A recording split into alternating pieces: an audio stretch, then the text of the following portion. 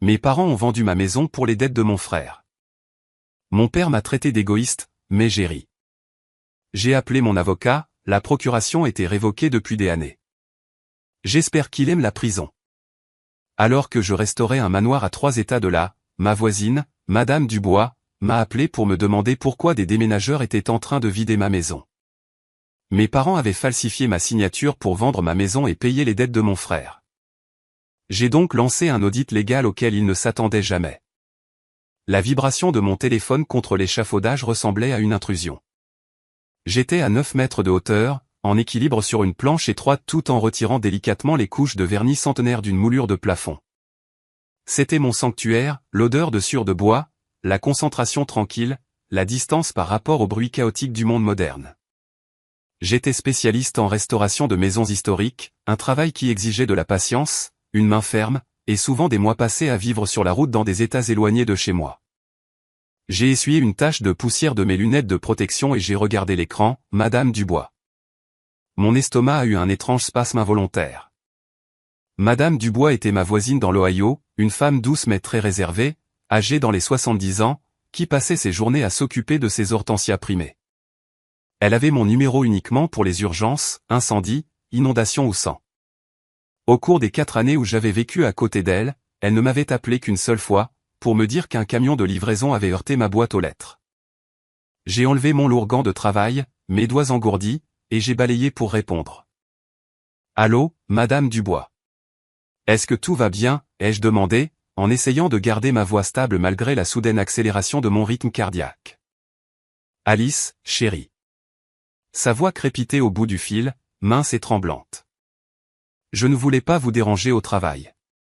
Je sais que vous êtes parti, mais le bruit est terrible, et je m'inquiétais pour vos rosiers. J'ai froncé les sourcils, me retenant contre le mur. Du bruit? Quel bruit? Je suis en Géorgie, Madame Dubois. Personne ne devrait être chez moi. Il y eut une pause à l'autre bout, un silence si lourd qu'il semblait que l'air avait été aspiré hors de la pièce. Quand elle a parlé à nouveau, sa voix est tombée au murmure. Alice, il y a 2 gros camions dans votre allée. Le panneau vendu est apparu sur la pelouse il y a 3 jours, mais je pensais que vous le saviez. J'ai vu votre père laisser entrer les hommes ce matin. Ils sortent des meubles depuis des heures. Le monde a vacillé. J'ai tendu la main et agrippé la moulure que j'étais en train de poncer pour ne pas tomber de l'échafaudage. Panneau vendu, ai-je répété, les mots ayant le goût de cendre dans ma bouche. Madame Dubois, dites-moi exactement ce que vous voyez. C'est un déménagement rapide, ma chère. Et oh là là, ils viennent de sortir cette belle table de salle à manger en chêne que vous avez restaurée à Noël dernier. Alice, votre père est juste là avec un presse-papier. Je lui ai fait signe, mais il m'a tourné le dos. Ma vision s'est brouillée. Une sueur froide a perlé sur ma nuque, me glaçant instantanément malgré l'humidité de l'été géorgien. Ma maison, mon bungalow artisanal que j'avais acheté en ruine et passé 4 ans à restaurer avec amour de mes propres mains. Chaque carreau, chaque plancher, chaque accessoire était quelque chose que j'avais sourcé et installé. C'était la seule chose au monde qui m'appartenait légalement. Madame Dubois, dis-je, ma voix semblant méconnaissable, comme si elle venait de sous l'eau. Merci d'avoir appelé. S'il vous plaît, si vous pouvez, prenez juste une photo. Juste une photo, et ne les laissez pas vous voir. Je l'ai déjà fait, ma chère. Je vous l'envoie maintenant. J'ai raccroché. Un instant plus tard, mon téléphone a bipé. La photo était floue, prise à travers un moustiquaire, mais elle était assez nette. Il y avait le camion. Il y avait la porte d'entrée ouverte de mon sanctuaire. Et là, debout sur mon porche, l'air impérieux et commandant dans son coupe-vent beige, se tenait mon père, Camille. Il pointait du doigt mon canapé, dirigeant un étranger pour le charger. Je n'ai pas crié. Je n'ai pas pleuré. J'ai ressenti une sensation que je n'avais jamais éprouvée auparavant, un évidemment physique complet, comme si mes organes internes étaient devenus de la glace. Je n'étais pas seulement volé, j'étais effacé. La trahison était pire que le diagnostic d'une maladie en phase terminale. C'était une exécution délibérée de ma vie par les personnes qui étaient censées la protéger. J'ai descendu l'échafaudage avec une précision mécanique, ma mémoire musculaire prenant le relais là où mon cerveau avait court-circuité. J'ai décroché mon harnais de sécurité, rangé mes outils dans leurs emplacements désignés dans ma boîte, et je suis sorti du chantier de restauration pour rejoindre ma voiture de location. Mes mains tremblaient tellement que j'ai laissé tomber mes clés 2 fois avant de pouvoir déverrouiller la porte. Une fois à l'intérieur de la chaleur étouffante de la voiture, la réalité m'a frappé comme un coup physique. Je me suis affalé sur le volant, haletante. Ils l'ont vendu. Ils l'ont vraiment vendu. J'ai saisi mon téléphone à nouveau. Mes doigts ont volé sur l'écran, composant le numéro de ma mère, Bérénice. Ça a sonné, et ça a sonné, et ça a sonné. Bonjour, vous avez joint Bérénice. Laissez un message. Son message vocal joyeux m'a semblé une gifle. J'ai raccroché et j'ai composé le numéro de Camille, directement sur messagerie vocale. J'ai composé celui de mon frère, Jérôme. La ligne était occupée. Bien sûr qu'elle l'était. Je me suis assise, me forçant à respirer. La panique montait dans ma gorge, une marée acide et bouillonnante. J'avais besoin d'informations. J'avais besoin de savoir comment tout cela était même possible. J'étais la seule propriétaire. Mon nom était sur l'acte. Mon nom était sur l'hypothèque. Je n'avais rien signé. J'ai ouvert mon application bancaire. J'ai vérifié le statut de mon prêt immobilier. Statut du prêt, paiement en attente. Les mots me fixaient, innocents et horribles. Quelqu'un avait initié une clôture. Quelqu'un avait déclenché un remboursement anticipé. J'ai composé le numéro fixe de mes parents, un numéro qu'ils utilisaient rarement mais qu'ils conservaient pour les urgences. À ma grande surprise, ma mère a décroché à la 2e sonnerie. Allô, sa voix était essoufflée, distraite. Je pouvais entendre des cliquetis en arrière-plan, comme de la vaisselle qu'on déplace. Maman, dis-je. Le simple mot est sorti étranglé. Alice, elle semblait surprise, mais pas heureuse. Il y avait une énergie frénétique et étrange dans son ton. Alice, chérie, je ne peux pas parler maintenant. Nous avons un peu une crise familiale. Nous sommes très occupés. Une crise. J'ai serré si fort le volant que le cuir a craqué. Est-ce que cette crise implique des déménageurs qui vident ma maison dans l'Ohio pendant que je suis en Géorgie? Silence. Un silence mortel absolu. Puis elle a soupiré. Ce n'était pas un soupir de culpabilité. C'était le soupir d'un parent s'occupant d'un enfant qui refuse de manger ses petits pois. Oh, Alice, ne sois pas dramatique, dit Bérénice, sa voix adoptant ce ton familier et méprisant que je connaissais depuis toute ma vie. Nous ne voulions pas t'inquiéter pendant ton petit voyage de travail. Tu sais à quel point tu deviens stressé. Stressé, ai-je murmuré, ma voix s'élevant en ton. Maman, Madame Dubois dit qu'il y a un panneau vendu sur ma pelouse. Papa charge mes meubles dans un camion. Qu'avez-vous fait? Nous avons fait ce qui devait être fait, claqua-t-elle, sa façade se fissurant. Jérôme est en difficulté, Alice. De vrais ennuis cette fois. Il a besoin de liquidités immédiatement. Nous ne pouvions pas attendre que tu reviennes pour hésiter à propos de ton espace. Tu n'es jamais là de toute façon. Tu voyages toujours pour ces vieilles maisons poussiéreuses. Nous avons pris une décision exécutive pour la famille. Vous avez vendu ma maison, dis-je, les mots espacés, lents et lourds. Vous avez falsifié ma signature. Nous avons utilisé la procuration que tu as signée il y a 3 ans lorsque tu es allé en Europe, rétorqua-t-elle triomphalement. Nous sommes tes parents. Nous savons ce qui est le mieux, et franchement, c'est égoïste de ta part de thésauriser un actif de 3 chambres alors que ton frère fait face à des complications juridiques. Nous discuterons des détails à ton retour.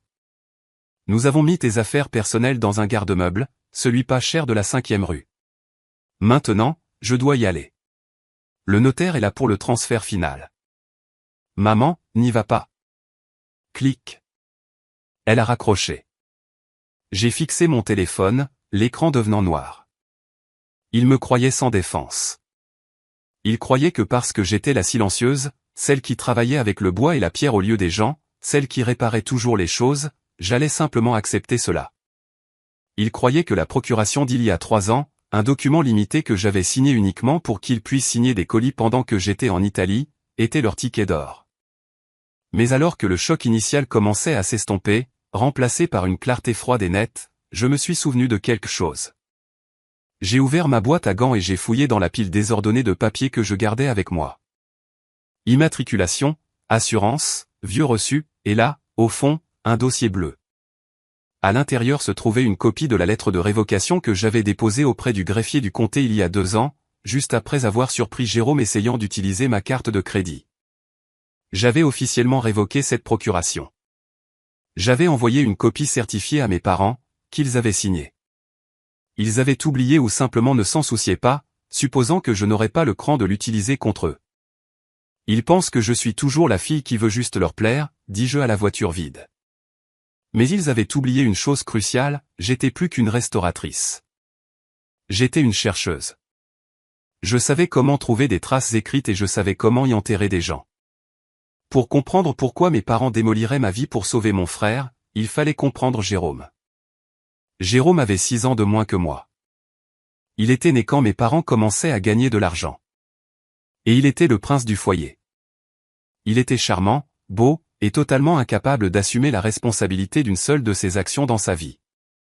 Quand nous étions enfants, si Jérôme cassait un vase, c'était parce que je l'avais distrait. S'il ratait un examen, c'était parce que le professeur était injuste. En tant qu'adulte, le schéma est simplement devenu plus coûteux. J'avais travaillé depuis l'âge de 16 ans. J'avais payé mes propres études. J'avais construit ma carrière à partir de zéro, en commençant comme apprenti menuisière et en progressant jusqu'à devenir spécialiste principal. Ma maison, ce bungalow de la rue des Lilas, était la manifestation physique de mon travail acharné. Je l'avais achetée en saisie immobilière. Elle avait des trous dans le toit, de la moisissure dans la cave et des ratons laveurs dans le grenier. Pendant 4 ans, chaque week-end et chaque centime épargné ont été consacrés à cette maison. Je ponçais les planchers à la main jusqu'à ce que mes empreintes digitales disparaissent. Je chassais la quincaillerie en laiton d'époque. Je refaisais le vitrage des fenêtres d'origine. Ce n'était pas juste une maison. C'était mon chef-d'œuvre. Jérôme, en revanche, avait des projets. Il a eu une phase crypto qui a coûté 20 000 € à mes parents. Il a eu une entreprise de revente de baskets de luxe qui s'est terminée par un procès. Il a eu une carrière de DJ qui n'a engendré que des plaintes pour bruit et une camionnette détruite. Et à travers tout cela, Bérénice et Camille l'ont encouragé. Ma mère, Bérénice, était une femme obsédée par les apparences. Elle était la présidente du comité social de l'église, une femme qui portait des perles au supermarché et parlait d'une voix douce et mélodieuse qui masquait un cœur de manipulation digne d'un piège à ours. Pour elle, la famille signifiait protéger l'image. Les échecs de Jérôme étaient des fissures dans l'image qu'il fallait plâtrer, généralement avec de l'argent. Mon père, Camille, était un expert en sinistre à la retraite. C'était un homme qui croyait que le monde lui devait quelque chose. Il était bruyant, fanfaron et profondément chauvin. Il considérait ma carrière comme un passe-temps mignon et mon indépendance comme une insulte personnelle. Il plaisantait souvent lors des dîners de famille que je devais trouver un mari pour arrêter de jouer avec des marteaux. Mais la vraie toxicité n'était pas seulement l'orgaterie de Jérôme. C'était l'acte de prédation sur moi pour le soutenir. Au fil des ans, les prêts qu'il demandait sont devenus des exigences. Les culpabilisations sont devenues des ultimatums. Tu as tellement de choses, Alice, disait Bérénice, en regardant mon compte d'épargne. Jérôme n'a besoin que d'un coup de pouce. Mais ceci était une escalade à laquelle je ne m'attendais pas. Je me suis assise dans la voiture de location, reconstituant le calendrier. Jérôme devait avoir des ennuis profonds.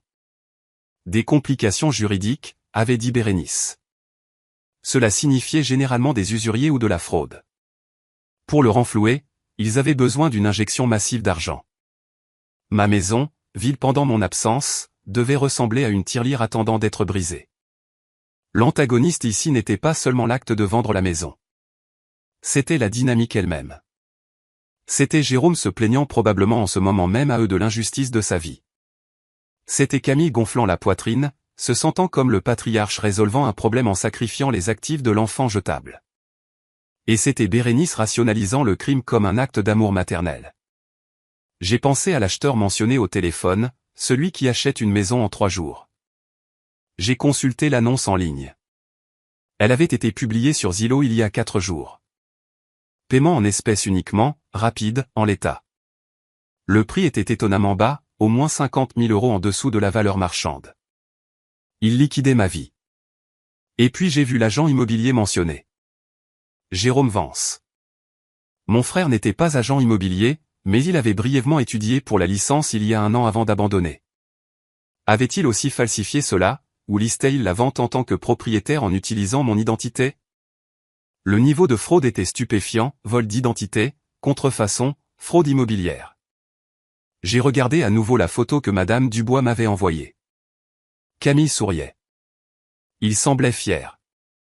Il vendait ma table à manger préférée, probablement pour une bouchée de pain, pour faire de la place pour les nouveaux propriétaires. J'ai senti les larmes sécher enfin, remplacées par une rage froide et calculatrice.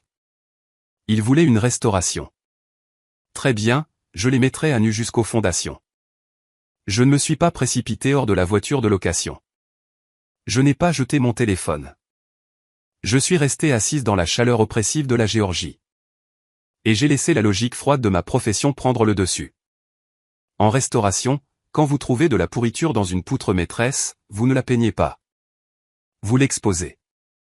Vous étayez la structure et vous la coupez. Mon premier appel n'était pas à la police. C'était à Marcus Thorne. Marcus était un avocat spécialisé en immobilier dans l'Ohio, un homme avec un sourire de requin et la ténacité d'un pitbull. J'avais travaillé avec lui sur 2 servitudes de préservation historique. Il n'était pas bon marché, mais il était mortel. Alice, répondit-il à la 2e sonnerie. Je pensais que tu étais à Savannah en train de sauver des moulures antibelliques. J'ai besoin de vous engager immédiatement. Sur une base forfaitaire, dis-je, ma voix sonnant étrangement calme, même à mes propres oreilles. Mes parents tentent actuellement de conclure une vente sur ma résidence principale en utilisant une procuration que j'ai révoquée il y a 2 ans. Des déménageurs sont sur place. Ils affirment que la clôture est imminente. J'ai entendu le son distinct d'une chaise qui grinçait alors que Marcus se redressait. Le ton jovial avait disparu. Révoqué? Vous avez le dépôt? J'ai la copie estampillée du greffier du comté dans ma boîte à gants, ai-je confirmé. J'ai besoin que vous arrêtiez la vente. J'ai besoin que vous geliez tout. D'accord, écoutez-moi, dit Marcus, sa voix tombant en mode juridique rapide. Si la clôture a lieu aujourd'hui ou demain, nous devons déposer immédiatement une pendant. Cela met un nuage sur le titre. Aucune compagnie de titres en Amérique n'assurera le transfert s'il y a un litige en cours. Cela gèle la propriété sur place. Je peux le déposer électroniquement dans l'heure. Mais Alice, si l'argent a déjà changé de main, ça devient plus compliqué. Maman a dit que le notaire était là, répondis-je, vérifiant l'heure. Faites-le. Déposez la pendant, et Marcus, je veux une comptabilité médico-légale de la transaction. Je veux savoir qui est l'acheteur, qui est la compagnie de titres, et sur quel compte bancaire exact cet argent est transféré. Considère ça fait. Je vais rédiger la plainte pour fraude et contrefaçon pendant que j'y suis. Tu rentres? Je pars maintenant. J'ai raccroché et démarré le moteur. La route de Savannah à l'Ohio était de 10 heures. Je l'ai faite en 9. Pendant 9 heures, je n'ai écouté ni musique ni podcast. J'ai conduit en silence, alimentant mon adrénaline avec de la caféine et de la rage. Mais alors que les kilomètres défilaient, j'ai utilisé ce temps pour fouiller. J'avais mon iPad monté sur le tableau de bord. Et alors que j'étais en toute sécurité arrêté sur des aires de repos, je suis devenu une enquêtrice médico-légale numérique. Je connaissais les mots de passe de Jérôme. Il était paresseux et utilisait la même variation de son numéro de maillot de football du lycée pour tout. Je me suis connecté à son email d'abord. C'était une zone sinistrée de spam et d'avis de retard, mais j'ai cherché contrat, prêt urgent. Et là, il y était. Pas un prêt d'une banque, mais une série de mails menaçants d'un utilisateur nommé Vegas Vini 77. Objet, dernier avis. Jerry Body, tu es à court de temps. 80 000 € vendredi où nous contacterons ta famille. Et par contacter, nous entendons visiter. 80 000 €. Jérôme avait perdu 80 000 € en ligne au jeu. Mais ensuite, j'ai trouvé la 2e chaîne de mai. Celle-ci était entre Jérôme et mon père, Camille. De Camille à Jérôme. Objet, réglé. Corps. Ne t'inquiète pas, mon fils. Ta mère et moi avons géré ça. La place d'Alice est là à prendre la poussière. De toute façon, nous avons trouvé un acheteur au comptant, un flipper qui veut une affaire rapide. Nous utilisons la procuration. Garde juste ta bouche fermée jusqu'à ce que le virement arrive. Nous lui dirons que c'était un problème d'expropriation ou autre plus tard. Elle est fragile. Elle va s'en remettre. Elle est fragile. J'ai répété à voix haute, les mots rebondissant sur le pare-brise. Ils ne m'ont pas seulement volé. Ils ont organisé une réunion stratégique à ce sujet. Ils ont discuté de mon caractère remplaçable. Ils ont évalué ma valeur en tant qu'être humain et ont décidé que je n'étais rien de plus qu'un actif à liquider pour sauver l'enfant d'or. Je suis arrivé dans ma ville à 20 heures. Le soleil se couchait, projetant de longues ombres bleues sur les rues de la banlieue. J'ai tourné dans la rue des Lilas, mon cœur battant contre mes côtes comme un oiseau piégé. Là, c'était ma maison.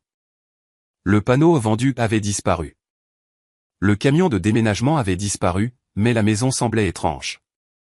Le porche était vide. Mes chaises berçantes avaient disparu. Les rideaux de la fenêtre avant avaient disparu, laissant la maison ressembler à un crâne aux yeux creux. Et dans l'allée se trouvait la berline beige de mes parents. Je ne me suis pas garé dans l'allée. Je me suis garé dans la rue, les bloquant. J'ai marché sur le chemin que j'avais posé moi-même, en marchant sur les pierres plates que j'avais sélectionnées à la main dans une carrière il y a 3 ans. La porte d'entrée était déverrouillée. Bien sûr qu'elle l'était. Pourquoi verrouiller une maison que vous avez déjà vendue? J'ai poussé la porte. L'odeur m'a frappé en premier. Ce n'était pas l'odeur de mes diffuseurs de lavande ou de la cire pour bois ancienne que j'utilisais. Ça sentait la nourriture à emporter et le parfum bon marché, le parfum de mon père. Le salon était à moitié vide. Mon canapé restauré des années 1920 avait disparu. Mes étagères étaient vides. Ma collection de livres d'histoire de l'architecture était emballée et empilée négligemment près de la porte. Dans la cuisine, assis autour de mon îlot de petit déjeuner, se trouvaient Bérénice, Camille et Jérôme. Ils mangeaient de la pizza dans la boîte. Il y avait une bouteille de champagne. Mon champagne. Une bouteille vintage que j'économisais pour mon jour de mariage. Ouverte sur le comptoir. Ils ont levé les yeux quand j'ai franchi l'arche. Le silence qui a suivi était absolu. Jérôme s'est figé, une tranche de pizza au pepperoni à mi-chemin de sa bouche. Il avait l'air hagard, des cernes sombres sous les yeux, mais il portait une nouvelle montre. Bérénice fut la première à se remettre. Elle s'est essuyé la bouche avec une serviette et s'est levée, lissant sa jupe. Elle a mis ce sourire, celui qui n'atteignait pas ses yeux, celui qu'elle utilisait quand elle essayait de retourner un article qu'elle avait clairement cassé. Alice, s'est-elle exclamée, sa voix montant d'une octave. Nous ne vous attendions pas si tôt. Nous allions vous appeler. Asseyez-vous, dis-je. Ce n'était pas une requête. Ma voix était basse, plate et dure. C'était la voix d'un contremaître disant à une équipe que quelqu'un venait d'être licencié. Camille s'est levée, son visage devenant rouge. Maintenant, voyez-vous, Alice, n'entrez pas ici en donnant des ordres. Nous sommes vos parents. Nous sommes intervenus pour gérer une crise parce que vous étiez en Géorgie à jouer dans la saleté. Vous avez vendu ma maison, dis-je, avançant davantage dans la pièce. Je n'ai pas regardé Jérôme. J'ai gardé mes yeux fixés sur Camille. Nous avons utilisé un actif comme levier, corrigea Camille, gonflant la poitrine. Jérôme était en difficulté. De vrais ennuis. Nous n'avions pas les liquidités. Vous en avez. Nous avons pris une décision de famille. La vente a été conclue cet après-midi. L'argent est déjà dans le compte séquestre programmé pour être viré demain matin. Et où sont mes meubles, demandai-je, regardant l'espace vide où se trouvait autrefois mon vaisselier antique. Au garde-meuble? Bérénice fit un geste dédaigneux. Eh bien, nous avons vendu quelques-unes des plus grosses pièces au nouveau propriétaire. Il voulait que ce soit meublé. Nous avons obtenu un bon prix, Alice. Tu devrais nous remercier. Tu peux revenir vivre avec nous pendant un moment. Économiser de l'argent. Il est temps que tu te calmes de toute façon. Je les ai regardés. Vraiment regardés. Ils n'avaient pas peur. Ils étaient agacés. Ils étaient agacés que je gâche leur célébration. Ils croyaient sincèrement que leur autorité de parents supplantait la loi. Ils croyaient que parce que j'étais leur fille, j'étais leur propriété. Vous avez utilisé la procuration, dis-je. Oui, dit Camille avec défi. Et Dieu merci, nous l'avions. La procuration que j'ai révoquée il y a 2 ans, dis-je clairement. La pièce devint immobile.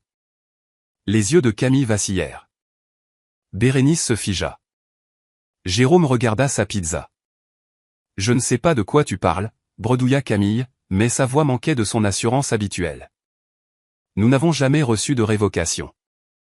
J'ai le reçu de courrier recommandé, papa. Signé par toi. 14 juin 2024. J'ai menti sur la date, mais je savais que j'avais le reçu.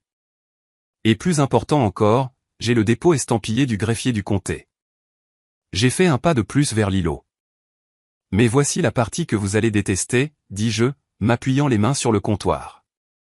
J'ai appelé mon avocat il y a 4 heures. Nous avons déposé une lie pendant sur cette propriété. À partir de 16h30, le titre est gelé. La vente ne peut pas être enregistrée et ce virement que vous attendez demain matin. Il ne viendra pas. La compagnie de titre a été informée d'une fraude potentielle. L'antirage est verrouillé. Jérôme laissa échapper un bruit. Un gémissement aigu et étranglé. Il laissa tomber la pizza. Quoi? Non, non, Alice, tu ne peux pas. Je l'ai déjà fait, dis-je. Espèce de fille stupide, cria Camille, frappant le comptoir de sa main. Tu as une idée de ce que tu as fait? L'argent n'est pas pour nous. C'est pour Vinny.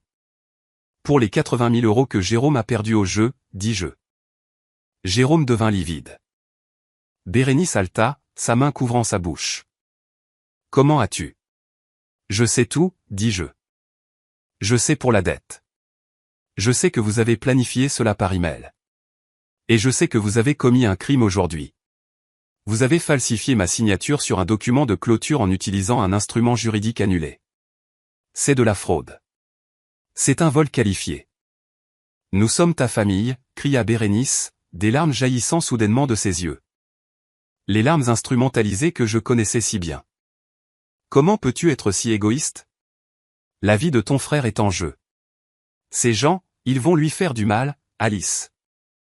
Alors il aurait dû y penser avant de parier 80 000 € qu'il n'avait pas, répondis-je froidement. Arrête ça, grogna Camille, faisant le tour de l'îlot, se penchant sur moi. Il utilisait sa taille physique pour intimider, une tactique qui avait fonctionné quand j'avais 12 ans. Appelle l'avocat. Lève la lie pendant maintenant, ou je te jure, Alice, qu'il ne restera plus de famille. Je levai les yeux vers lui. Je ne bronchais pas. Je n'ai pas de famille, dis-je. J'ai des voleurs qui ont fait irruption dans ma maison. L'impasse dans la cuisine fut brisée par la sonnerie d'un téléphone portable. C'était celui de Jérôme. Il regarda l'écran et commença à trembler, vibrant visiblement. Il ne répondit pas. Est-ce que c'est eux? Demanda Camille, son arrogance disparaissant, remplacée par une peur palpable. C'est Vinny, murmura Jérôme. Il veut le numéro de confirmation pour le virement, siffla Bérénice. Dis-lui demain. Dis-lui qu'il y a eu un retard bancaire. Je ne peux pas, s'écria Jérôme en se levant. Il sait. Il sait que la maison était l'actif. Si la vente n'aboutit pas, il me regarda, les yeux grands ouverts et terrifiés. Alice, s'il te plaît, je t'en prie. Il ne plaisante pas, laisse juste la vente se faire. Je te rembourserai. Je jure que je trouverai un emploi. Je ferai n'importe quoi. Tu n'as jamais remboursé un centime de ta vie, Jérôme, dis-je. Alice, regarde-moi, supplia Bérénice, attrapant mon bras. Je me suis écarté de son contact.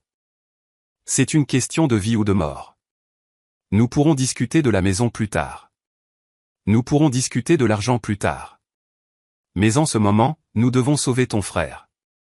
Vas-tu vraiment le laisser se faire blesser pour un bâtiment? Ce n'est pas un bâtiment, dis-je. C'est ma vie. Et vous n'avez pas seulement vendu un bâtiment. Vous avez vendu ma confiance. Vous avez vendu ma sécurité. Mais alors que je les regardais, Jérôme sanglotant, Bérénice hystérique, Camille faisant les 100 pas comme un animal en cage, j'ai réalisé le piège dans lequel j'étais. Si je tenais bon et que Jérôme était réellement blessé, il m'en tiendrait responsable pour toujours. Je serais la méchante dans le récit familial pour le reste de ma vie. Alice a laissé son frère se faire battre pour de l'argent.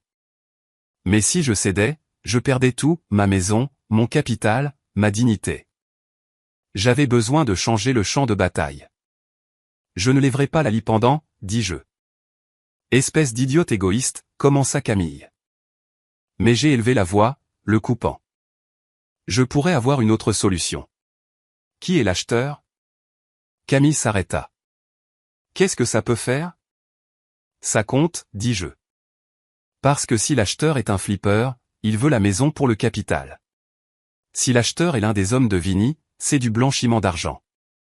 Qui est-ce? C'est une LLC, admit Camille. QMR Holdings. J'ai sorti mon téléphone et j'ai rappelé Marcus, le mettant en haut-parleur. Marcus, cherche QMR Holdings dans le registre de l'État. Maintenant. Alice, il est 21h, grogna Marcus, mais j'ai entendu des frappes. Un instant plus tard, trouvé. Quick Move Reality. L'agent enregistré est Vincent Morty. J'ai regardé Jérôme. Vinny est l'acheteur. Jérôme hocha la tête, regardant le sol. Il a dit qu'il prendrait la maison en paiement de la dette, plus 20 000 € supplémentaires en espèces pour que je m'éloigne. L'image est devenue claire. C'était pire que ce que je pensais. Il ne vendait pas la maison à valeur marchande pour payer une dette. Il donnait un actif de 400 000 € à un requin solitaire pour régler une dette de 80 000 €. Mes parents donnaient littéralement 300 000 € de mon capital à un criminel parce qu'ils étaient trop paniqués pour faire des calculs. Espèce d'idiot, soufflai-je. Vous êtes des idiots complets. Ma maison est évaluée à 450 000 €. Vous la lui vendez combien? 100 000? C'était le seul moyen, cria Camille. Marcus, dis-je dans le téléphone, l'acheteur est le requin solitaire. C'est un stratagème de prêt prédateur et d'extorsion. Si nous allons à la police, la vente est nulle de toute façon comme produit du crime. Pas de police, cria Jérôme. Alice, pas de police. Vinny me tuera si la police est impliquée. Marcus, attends une seconde, dis-je. J'ai mis le téléphone en silencieux. J'ai regardé ma famille. Ils étaient pathétiques. Ils avaient détruit mon sanctuaire, envahi ma vie privée, et avaient essayé de me voler à main armée, tout cela par peur et incompétence. Voici ce qui va se passer, dis-je, ma voix tremblant sous l'effort de la garder stable. Je ne lève pas le gel. La maison reste mienne, mais je n'appelle pas la police contre Vinny tout de suite. Alors quoi? Demanda Bérénice. Je vais parler à Vinny, dis-je. Tu ne peux pas, dit Camille. Il est dangereux. Moi aussi, dis-je. Je suis la femme dont il essaie de voler la maison. Et contrairement à vous trois, j'ai un avocat au téléphone et une trace écrite qui peut le mettre en prison pour fraude hypothécaire, ce que le FBI prend très au sérieux. Vinny veut de l'argent. Il ne veut pas d'une enquête fédérale. J'ai regardé Jérôme. Donne-moi le téléphone. Jérôme hésita. Donne-moi ce satané téléphone, Jérôme, ou j'appelle la police maintenant et je te dénonce pour contrefaçon. Il me tendit le téléphone. Il sonnait toujours. Je répondis, où est mon argent, Géry? Une voix rauque grésilla. Bonjour, Vincent, dis-je. C'est Alice, la propriétaire de la maison que vous essayez de voler. Nous devons parler. Il y eut une pause. Je ne sais pas qui vous êtes, madame. Mettez Géry au téléphone. Géry est indisposé et la maison est gelée.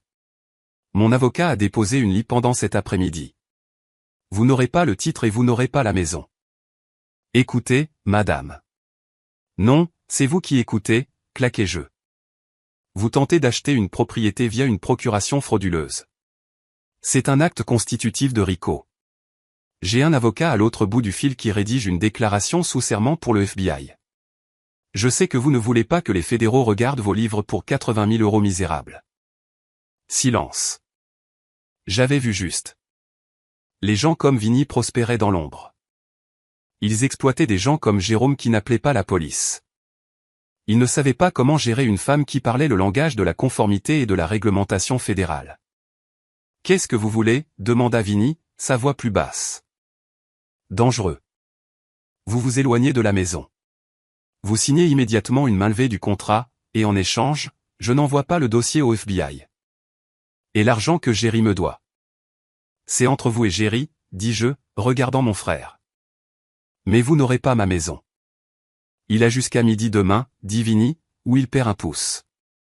Clic. Je rendis le téléphone à Jérôme. Tu as jusqu'à midi, dis-je. Alice, sanglota Bérénice. Tu n'as pas réglé. Tu as juste empiré les choses. J'ai sauvé ma maison, dis-je. Maintenant, vous trois, vous avez 12 heures pour trouver comment payer vos dettes sans utiliser mes actifs. Et pendant que vous faites ça, vous allez sortir. Sortir? Camille cligna des yeux. Sortez de ma maison, dis-je, pointant la porte. Sortez. Prenez votre pizza, prenez votre champagne, et quittez ma propriété. Tu ne peux pas nous mettre à la porte, pleura Bérénice. Je peux, dis-je, parce que si vous n'êtes pas parti dans 5 minutes, j'appelle la police pour signaler 3 intrus. Et considérant que vous avez falsifié un document légal aujourd'hui, je ne pense pas que vous vouliez parler à la police. Je l'ai fixé. La dynamique de pouvoir avait changé. La petite fille effrayée qui voulait leur approbation était partie, c'était la propriétaire. Camille me lança un regard furieux, son visage violet, mais il attrapa ses clés. Bérénice sanglotait, attrapant son sac à main. Jérôme me regarda comme si j'étais un monstre. J'espère que tu es heureuse, cracha Jérôme en passant devant moi. Je ne le suis pas, répondis-je, mais je suis à la maison. Je l'ai regardé partir. Puis je verrouillai la porte, glissai contre elle, et enfin, pour la première fois en 10 heures, je me permis de pleurer. Mais ce n'était pas des larmes de tristesse. C'étaient des larmes de soulagement. Mais ce n'était pas fini. La maison était en sécurité, mais la guerre ne l'était pas. Je connaissais mes parents. Ils n'accepteraient pas la défaite si facilement. Ils essaieraient de tourner cela à leur avantage. Ils essaieraient de détruire ma réputation. Et je devais toujours faire face au fait que mes parents avaient vendu ma vie pour une tranche de pizza au pepperoni. Le soleil du matin n'apporta pas de soulagement. Il apporta la pression lourde et suffocante d'une date limite. Midi. C'était l'heure que Vinny avait donnée à Jérôme. Je m'assis sur le sol de mon salon vide, buvant du café dans un gobelet en papier que j'avais trouvé dans ma voiture. Mes meubles avaient disparu. Mes rideaux avaient disparu. Mais les murs tenaient toujours. J'avais passé la nuit à changer les serrures et à installer un système de caméras de sécurité Wi-Fi que j'avais acheté dans un magasin ouvert 24h24. À 9 heures du matin, mon téléphone commença à vibrer. Ce n'étaient pas mes parents. C'était tante Sarah, puis oncle Michel, puis mon cousin Benoît. Alice, viens à la maison de maman. Nous devons parler. Alice, ta mère est hystérique. Que se passe-t-il? Alice, ne sois pas têtue. La famille passe avant tout. Ils avaient appelé la cavalerie. Mes parents, réalisant qu'ils ne pouvaient pas m'intimider seul et terrifiés par l'échéance de midi de Vinny, avaient monté un récit auprès de la famille élargie. Ils essayaient d'utiliser la pression sociale, l'arme de choix pour la famille respectable de banlieue, pour me forcer à lever la lie pendant avant que Vinny ne vienne réclamer. Je pouvais les ignorer. Je pouvais rester dans ma forteresse. Mais je savais que si je ne tuais pas ce récit maintenant, je serais la paria de la famille pour toujours. Il me peindrait comme la sœur avide qui a laissé son frère souffrir. J'avais besoin de mettre fin à cela publiquement. Je me suis douché, habillé avec mes vêtements de réunion clients les plus chics, un blazer ajusté et un pantalon, et j'ai saisi mon classeur. J'ai aussi pris mon iPad. J'ai conduit jusqu'à la maison de mes parents. C'était à 15 minutes de route et chaque kilomètre ressemblait à une marche vers la bataille. Quand je me suis garé, il y avait 4 autres voitures dans l'allée. Ils avaient convoqué un tribunal complet. J'ai marché dans la maison sans frapper. Ils étaient rassemblés dans le salon. Bérénice pleurait sur le canapé, serrant un mouchoir, flanquée de sa sœur, tante Sarah. Camille se tenait près de la cheminée, l'air sévère et noble. Jérôme faisait les 100 pas, l'air d'un fantôme, vérifiant sa montre toutes les 30 secondes. Oncle Michel et cousin Benoît étaient assis sur les chaises adjacentes, l'air grave. La conversation s'est arrêtée quand je suis entré. Elle est là, sanglota Bérénice. Oh, Alice, Dieu merci. Dis-moi que tu as retrouvé la raison. Je suis venu rétablir les faits, dis-je, ma voix stable. Je ne me suis pas assise. Je me tenais au centre de la pièce, serrant mon dossier. Alice, assieds-toi, dit oncle Michel, sa voix douce mais ferme. Michel était le patriarche de la famille élargie, un homme que je respectais. Ton père nous a tout dit. Écoute, nous savons que tu aimes ta maison. Nous savons que tu y as mis du travail, mais c'est la vie de Jérôme. Nous ne pouvons pas laisser un malentendu sur des papiers se mettre en travers de sa sécurité. Un malentendu sur des papiers, répétai-je, regardant Camille. Est-ce ce que tu leur as dit? Camille se raidit. Je leur ai dit la vérité. Que nous avions un acheteur potentiel pour régler la dette de Jérôme et que tu as bloqué la vente par méchanceté parce que nous n'avons pas demandé la permission de la bonne manière. Méchanceté, dis-je, goûtant le mot. Tu leur as dit que j'agissais par méchanceté. Alice, intervint tante Sarah, tapotant la main de Bérénice. Nous savons que tu es indépendante. Nous savons que tu es particulière, mais tu as sûrement l'argent pour acheter une autre maison à rénover. Ton frère a des problèmes avec des gens méchants. Si tu ne libères pas ce titre avant midi, ils vont lui faire du mal. Comment pourrais-tu vivre avec toi-même? La pièce était lourde de jugement. À leurs yeux, j'étais la méchante. J'étais la femme froide, sans enfant, obsédée par sa carrière, thésaurisant sa richesse pendant que son petit frère souffrait. J'ai regardé Jérôme. Dis-leur, dis-je. Jérôme tressaillit. Dis-leur quoi? Dis-leur pourquoi tu dois 80 000 euros. Jérôme, dis-leur qui est l'acheteur. C'était un mauvais accord commercial, marmonna Jérôme, regardant le sol. Et l'acheteur est un investisseur. Mensonge, dis-je. J'ai ouvert mon iPad et je l'ai connecté à l'enceinte Bluetooth de la table basse. Une astuce que j'utilisais pour jouer de la musique pendant les vacances. Qu'est-ce que tu fais? Demanda Camille, s'avançant. Je donne du contexte, dis-je. J'ai appuyé sur lecture sur l'enregistrement que j'avais fait de l'appel avec Vinny. Où est mon argent, Géry? La voix rauque de Vinny remplit le salon silencieux, forte et claire. Bonjour, et c'est Alice. Je ne sais pas qui vous êtes, madame. Vous tentez d'acheter une propriété via une procuration frauduleuse. J'ai un avocat qui rédige une déclaration sous serment pour le FBI. La couleur a disparu du visage de tante Sarah. Oncle Michel s'est redressé. Bérénice a cessé de pleurer et a fixé le haut-parleur avec horreur. J'ai laissé jouer jusqu'à la fin. Il a jusqu'à midi demain où il perd un pouce. J'ai arrêté l'enregistrement. Le silence dans la pièce était assourdissant. Il était plus lourd que le silence dans ma maison vide. Ce n'était pas un investisseur, dis-je, regardant autour du cercle de visages stupéfaits. C'est Vincent Morty, un requin solitaire. Jérôme n'a pas eu un mauvais accord commercial. Il a perdu 80 000 euros au poker en ligne et au paris sportif. J'ai les emails pour le prouver. J'ai lancé les impressions des emails sur la table basse. Oncle Michel les a attrapés, ses mains tremblantes. Et le malentendu sur les papiers, continuai-je, me tournant vers Camille. Ils ont falsifié ma signature. Ils ont utilisé une procuration que j'ai révoquée il y a 2 ans. Ils vendaient ma maison de 450 000 euros, pour 100 000 euros. Ils donnaient 350 000 euros de mon capital à un criminel pour couvrir la dépendance au jeu de Jérôme. J'ai regardé tante Sarah. Vous avez demandé si je pouvais vivre avec moi-même. Je suis la seule ici à essayer d'arrêter un crime fédéral. Si cette vente aboutit, nous sommes tous complices de blanchiment d'argent. Est-ce vrai? Demanda oncle Michel, sa voix basse et dangereuse. Il regardait Camille. Camille ouvrit la bouche, mais aucun mot ne sortit. Il avait l'air défait, soudainement vieux. Nous essayons de le sauver, murmura Bérénice.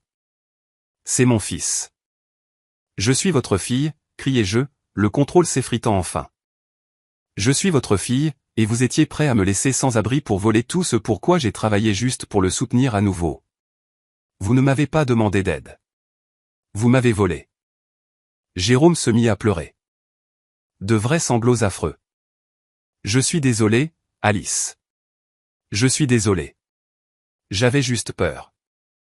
Vous devriez avoir peur, dis-je. Parce qu'il est 10h30. Vous avez 90 minutes. Que faisons-nous, demanda tante Sarah, l'air paniqué. Nous ne pouvons pas le laisser se faire blesser. Je ne lève pas la lit pendant, dis-je fermement. Ma maison est hors de question pour toujours. J'ai regardé Camille et Bérénice. Vous avez un compte de retraite, n'est-ce pas, papa? Vous avez un 401K. Vous avez du capital dans cette maison. Camille pâlit. C'est notre nid. Nous ne pouvons pas y toucher. Mais vous pouviez toucher au mien, demandai-je. La cruauté de la chose me coupa le souffle. Ils étaient prêts à brûler mon avenir pour sauver leur retraite. Si vous voulez sauver ces pousses, dis-je, je suggère que vous appeliez la banque ou Vinny, mais laissez-moi en dehors de ça. Je me suis approché de la table basse, j'ai pris mon iPad et j'ai regardé oncle Michel. Je m'en vais. Si quelqu'un s'approche de ma propriété à nouveau, je porte plainte. Et Mike, je suis désolé que tu aies eu à voir ça. Alice, dit Mike, se levant. Il ne regarda pas sa sœur. Il me regarda avec une nouvelle expression, le respect. Va-t'en. Nous nous occupons de ça. Je suis sorti. Je n'ai pas regardé en arrière ma mère, qui pleurait maintenant, ou mon père, qui était affalé dans la défaite. J'ai marché dans l'air vif du matin, et pour la première fois en 24 heures, le poids sur ma poitrine avait disparu. Les répercussions furent rapides et brutales, mais elles ne m'atteignirent pas. J'ai appris plus tard, grâce à des mises à jour concises de tante Sarah, qui était devenue mon seul contact avec cette partie de la famille, ce qui s'était passé à midi. Camille et Bérénice avaient vidé leurs économies d'urgence et avaient contracté un prêt d'urgence à taux d'intérêt élevé sur les titres de leur propre voiture pour réunir les 80 000 euros. Ils ont rencontré Vinny sur un parking et ont payé la dette. Jérôme a gardé ses pouces, mais il a perdu son filet de sécurité. Sans ma maison comme tampon, la pourriture financière dans la vie de mes parents était exposée. Ils vivaient au-dessus de leurs moyens en vivant de crédit pour maintenir les apparences.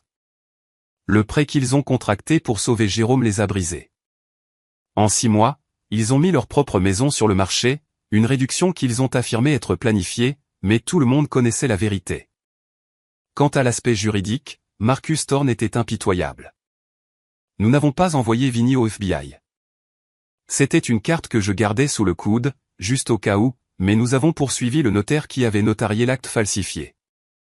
Elle a perdu sa licence et a fait face à des accusations criminelles, se retournant contre mes parents pour se sauver elle-même. Elle a admis que Camille l'avait fait pression. Pour éviter une condamnation pour fraude criminelle qui aurait privé Camille de sa pension, mes parents ont accepté un règlement. Ils ont payé mes frais juridiques, le coût des déménageurs et la valeur de remplacement de chaque article qui avait été vendu ou perdu. Cela a effacé les dernières de leurs économies. Mais la vraie résolution n'était pas dans le compte bancaire. Elle était dans le silence. Je suis retourné chez moi.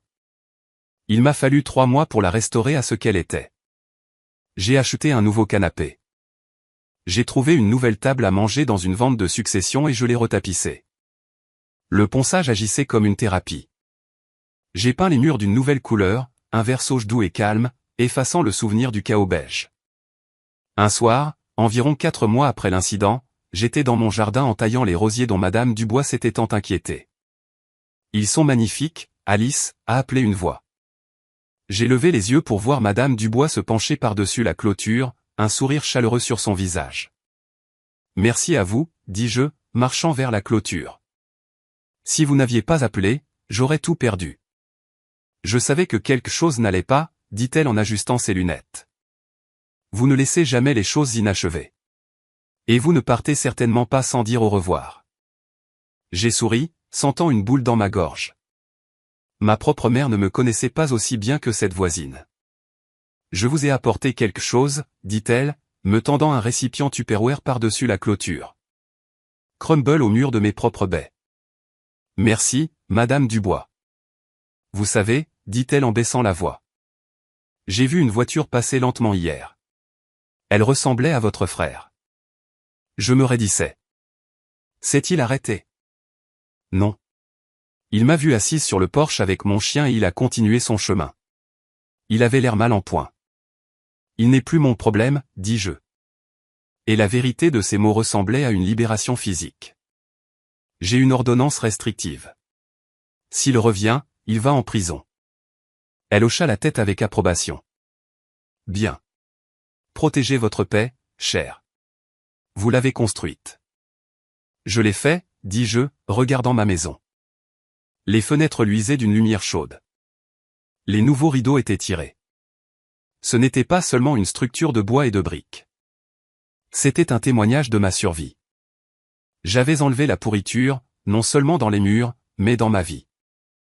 J'avais coupé les poutres toxiques qui menaçaient de faire s'effondrer toute la structure. J'étais en froid avec mes parents. Je n'avais plus de relation avec mon frère. Pour certains, cela pourrait ressembler à une tragédie, mais alors que j'étais là, dans le crépuscule, mangeant du crumble au mur et écoutant le vent dans les arbres, j'ai réalisé que ce n'était pas une tragédie. C'était une restauration. J'avais restauré ma vie à son état initial prévu, paisible, sécurisé, et entièrement à moi.